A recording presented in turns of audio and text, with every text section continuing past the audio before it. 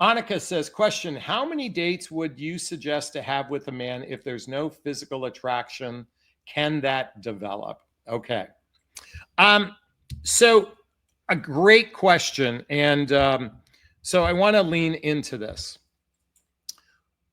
If you're completely repulsed by the person, in other words, you are just, for a fact, there's no chance in hell that you would sleep with this person. In other words, if you feel that repulsed, okay, then you don't have to go out on another date. Now, there's the difference between physical attraction, that dopamine hit, that rush of lust, that rush of limerence. There's a big difference between that and they are not your type. Now, if they are not your type, I'd give that person a couple chances, provided you experience one of these things on a first date. Okay. Do you feel some level of emotional connection with this person? Are you vibing on an emotional level? In other words, is it just easy to talk to? Are you find yourself enjoying the conversation? This person isn't your type, but it's just easy to talk to this person. If you've experienced that, I would give that person a couple chances. Or maybe intellectually you connect. Have you ever heard of sapiosexual?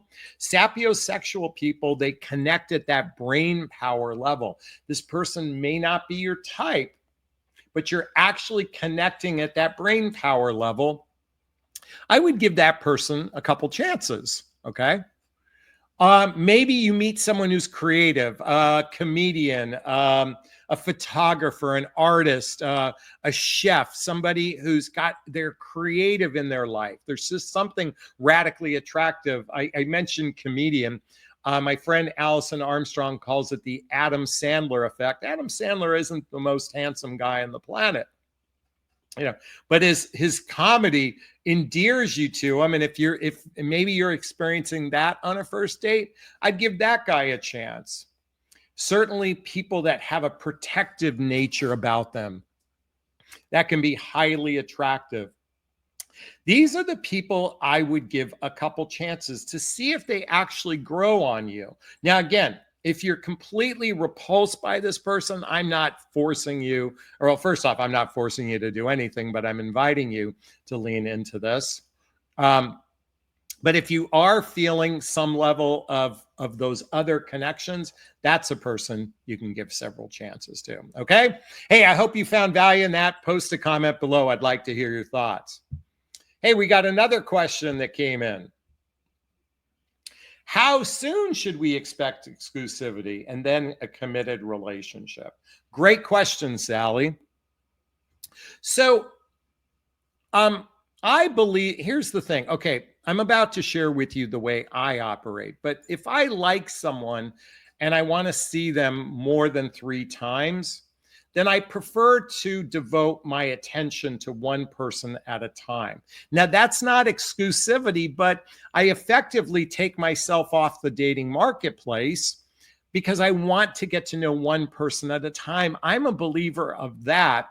And exclusivity is the conversation to say, hey, we're going to call each other boyfriend and girlfriend. Now, I would venture to say if 2 people have gone out between 4 and 7 dates, they seem to like each other, they want to explore a relationship together, by the time you get to the 7th date is the time to have a conversation about, are we looking to explore a relationship together? Certainly, if physical intimacy is involved, immediately talk about some level of exploring a relationship together. You're simply saying, hey, I want to explore if we make a good fit for one another.